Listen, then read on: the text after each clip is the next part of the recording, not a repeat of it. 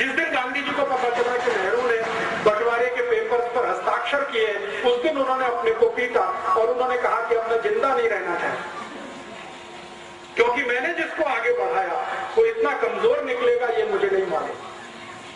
परिणाम क्या हुआ? गांधी जी ने जिन्ना को बुलाया और कहा कि भाई तुम ये बंटवारा क्यों कर रहे हो? तो जिन्ना ने कहा बापू मैंने हस्ताक्षर कर दिए हैं, लेकिन आप मुझे एक वचन दो तो मैं मेरा एक एफिडेविट लगाने को तैयार हूं और एडविना ने मेरे साथ जो ब्लैकमेलिंग किया है वो सबको बताने को तैयार है। गांधी जी ने पूछा क्या? उन्होंने कहा कि मुझे भारत का प्रधानमंत्री बनवा दो। गांधी जी ने कहा बस इतनी ही मांग है तुम्हारी? उन्होंने कहा हाँ, मुझे प्रधानमंत्री बनवा दो, मुझे पाकिस्तान नहीं चाहिए। तो गांधी जी ने कहा ठीक है मैं विचार करूंगा तुम्हारी मांग पर। अगले दिन नेहरू को बुलाया और नेहरू से कहा कि देखो जिन्ना तैयार है, वो एफिडेविट देना चाहता है, एडविना ने कुछ ब्लैकमेलिंग किया है, वो पूरे देश को बताना चाहता है, उसकी एक ही शर्त है कि भारत का प्रधानमंत्री उसे होना। बोलो। तो नेहरू जी ने कहा कि बापू जिन्ना को भारत का प्रधानमंत्री तो क्या, मैं मेरे ऑफिस का चपरासी नहीं बना सकता, कारकुन नहीं बना सकता। तो गांधी जी ने कहा तुमको जिन्ना से इतनी दुश्मनी क्यों है? तुम दोनों साथ साथ पढ़े लंदन में हैरिस कॉलेज में, तुमको स्कॉलरशिप मिली, जिन्ना को स्कॉलरशिप मिली, साथ में जिस स्कूल में तुम पढ़े साथ में रहे 15 साल और तुम में दोस्ती इतनी ज्यादा थी, अब ये दुश्मनी इतनी क्यों? तो नेहरू जी ने असलियत नहीं बताई। जिन्ना और नेहरू जी की जो दुश्मनी थी उसका कारण था एडविना और कोई दूसरा कारण नहीं। गांधी जी को बताया नहीं। नेहरू जी ने कहा कि मैं तो प्रधानमंत्री तो क्या चपरासी नहीं बना सकता? तो गांधी जी ने कहा कि फिर क्या होगा, देश का बंटवारा। तो उन्होंने कहा कि ठीक है बंटवारा हो जाए, मुझे उसमें कोई आपत्ति नहीं। तो गांधी जी ने कहा कांग्रेस तो तैयार नहीं है इसके लिए। तो उन्होंने कहा ठीक है कांग्रेस थोड़े दिन में तैयार हो जाएगी। ऐसे करके गांधी जी और नेहरू जी का वार्तालाप पूरा हुआ। फिर गांधी जी ने कांग्रेस वर्किंग कमेटी की मीटिंग बुलाई। 15 उसमें सदस्य थे। उन 15 सदस्यों के सामने गांधी जी ने कहा कि भारत आजाद होगा, लेकिन दुख है कि बंटवारे के साथ कौन प्रधानमंत्री बने?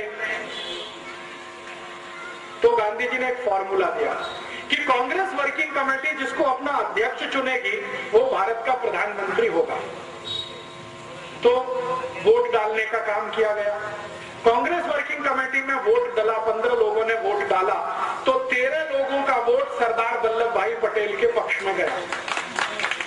13 लोग। एक वोट पंडित जवाहरलाल नेहरू के पक्ष में गया और एक व्यक्ति कांग्रेस वर्किंग कमेटी में एब्सेंट हो गया, वो वोट डालने नहीं आया। और जो व्यक्ति एब्सेंट था वो अनुग्रह नारायण सिन्हा नाम के एक व्यक्ति थे, पटना से थे, बिहार से, वो एब्सेंट हो गए। तो एक वोट नेहरू को, 13 वोट पटेल को। गांधी जी के फॉर्मूले के अनुसार पटेल भारत के प्रधानमंत्री बने क्योंकि वर्किंग कमेटी ने अध्यक्ष चुना। जब नेहरू जी को पता चला कि वो इलेक्शन में हार गए तो वो फिर गांधी जी के पास आए और उन्होंने जो वाक्य बोला वो मैं आपको ऐसे का ऐसे ही सुनाता। उन्होंने कहा बापू अगर मैं भारत का प्रधानमंत्री नहीं बना तो कांग्रेस को तोड़ दूंगा और टूटी हुई कांग्रेस से अंग्रेजों का समझौता होगा और पावर ट्रांसफर मुझे होगी क्योंकि अंग्रेजों ने पहले से ये तय किया हुआ। और ये बात सही है। ब्रिटिश पार्लियामेंट में ये तय हो गया था कि भारत में कभी सत्ता का हस्तांतरण करना पड़े तो नेहरू के हाथ में ही सत्ता देनी है। क्यों? क्योंकि विंस्टन चर्चिल और क्लेमेंट आर एटली जो दो बड़े लीडर थे उस समय इंग्लैंड के, एटली प्राइम मिनिस्टर था, Churchill leader of the opposition था, दोनों का ये मानना था कि ये नेहरू अपना ही आदमी है, शरीर से देखने में हिंदुस्तानी है, आत्मा इसकी अंग्रेजों वाली है, इसको सत्ता दे दो तो भारत हमारे ही कब्जे में रहेगा, ऐसा मान लो। तो ब्रिटिश पार्लियामेंट ने प्रस्ताव कर दिया था। नेहरू जी को उसकी जानकारी हो गई थी। नेहरू जी ने इस पर गांधी जी को ब्लैकमेल किया और कहा कि मैं अगर सत्ता में नहीं आया तो कांग्रेस को तोड़ूंगा। और अंग्रेजों ने घोषणा की थी कि कांग्रेस अगर टूट भी गई तो नेहरू वाली कांग्रेस को वो पावर ट्रांसफर करके भारत से चले जाएंगे। तब गांधी गांधी जी ने सरदार पटेल को बुलाया और कहा कि अब क्या करना है। तो सरदार पटेल ने कहा कि देश का एक बंटवारा और हो, ये मुझे मंजूर नहीं है, मैं मेरा वापस लेता हूँ, आप नेहरू को प्रधानमंत्री पद की शपथ करवाइए। तो गांधी जी ने कहा कि मैं प्रधानमंत्री पद की शपथ उसको नहीं करा सकता, क्योंकि मेरा दिल अब उससे हट गया है। ये जरूर है कि तुम मंत्रिमंडल में आ जाओ, डिप्टी प्राइम मिनिस्टर की पोस्ट पे रहो, ताकि नेहरू के ऊपर कंट्रोल रहे, और मैं तो जाऊंगा नहीं ऐसे किसी समारोह में जहां नेहरू को प्रधानमंत्री पद की शपथ दिलाई जाएगी। और आप जानते हैं कि 15 अगस्त 47 को जब शपथ ग्रहण समारोह हुआ, गांधी जी उसमें नहीं गए। गांधी जी नहीं गए। गांधी जी उस समय बंगाल के एक गांव में थे, नोआखाली में। ये गांव अभी बांग्लादेश में चला गया। तो नोआखाली के गांव में गांधी जी थे। करीब करीब दिल्ली से ये 1700 किलोमीटर दूर है नोआखाली। गांधी जी दिल्ली में नहीं थे। ट्रांसफर ऑफ पावर हुआ है।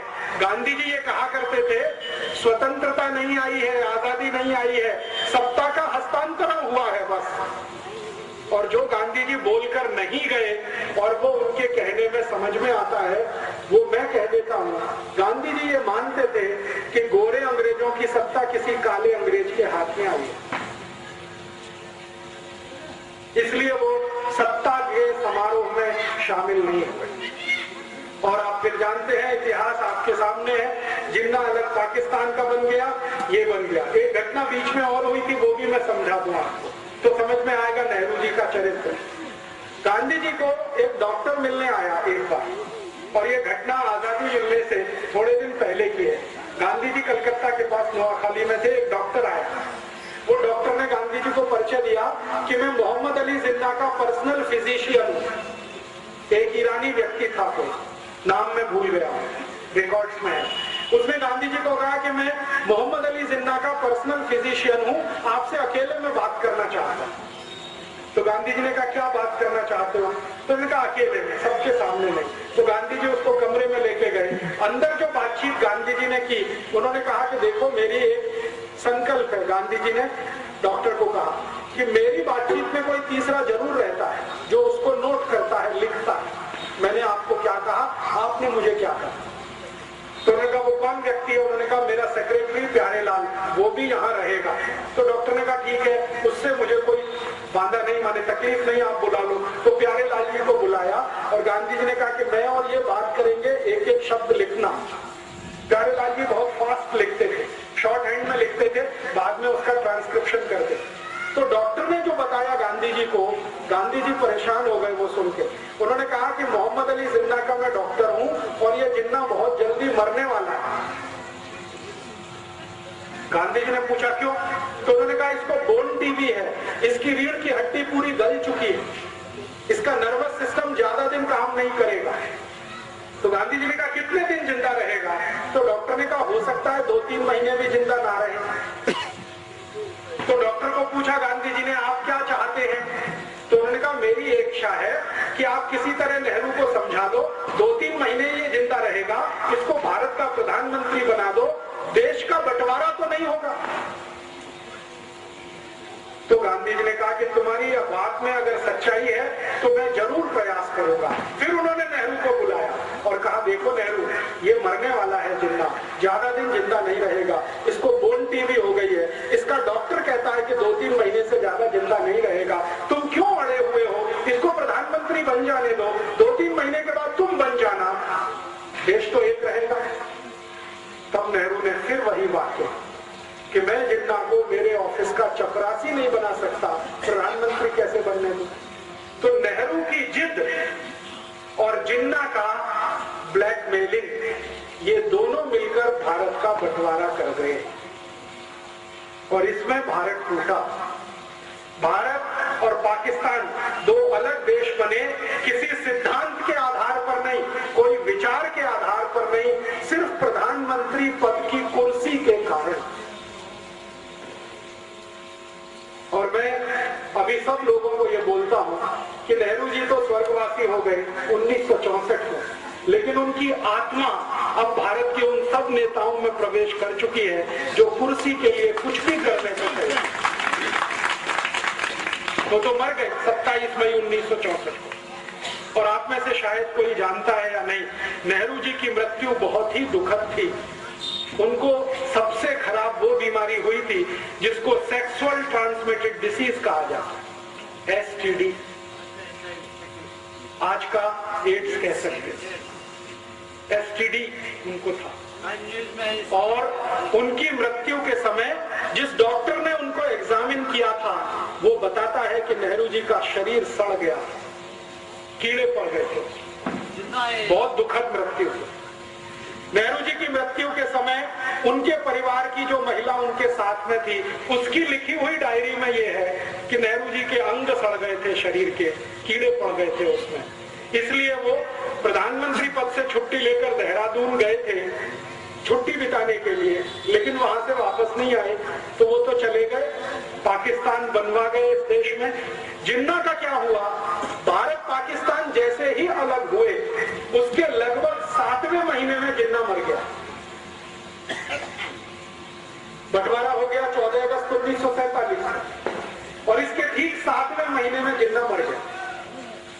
तो उधर पाकिस्तान जिसने बनाया वो पाकिस्तान का मजा नहीं ले पाया कभी,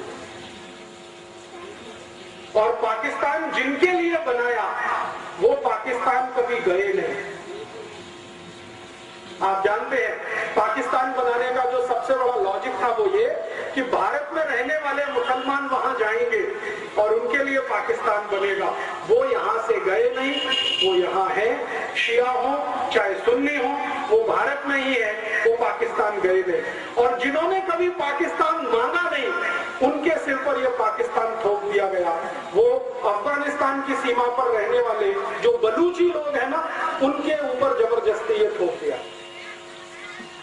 आज पाकिस्तान क्या है आप जानते हैं, सारा का सारा पाकिस्तान ऐसी समस्याओं से घिरा हुआ है जो उसके जन्म से शुरू हुई, और जन्म से जो समस्या शुरू हुई जिन्ना के द्वारा, उसी का दुष्परिणाम है कि आज तक उस देश में कभी लोकतंत्र नहीं रह पाया, प्रजातंत्र नहीं रह पाया, हमेशा किसी सैनिक ने उसका शासन किया। और आज भी आप जानते हैं परवेज मुशर्रफ उन्हीं सैनिकों का रूप है जो जिन्ना के द्वारा पल्लवित और पोषित हुए। लेकिन भारत को एक बड़ा नासूर दे गए, और वो नासूर ये भारत के 3 विलेन, एक जिन्ना, नेहरू और एडविना, ये 3 विलेन को मैं मानता हूं भारत के बंटवारे के लिए जिम्मेदार। दोस्तों सबसे पहले तो चैनल सब्सक्राइब करें, फिर लाइक, कमेंट और शेयर करें, और हाँ, हमारा एंड्रॉयड ऐप डाउनलोड करना ना भूलें।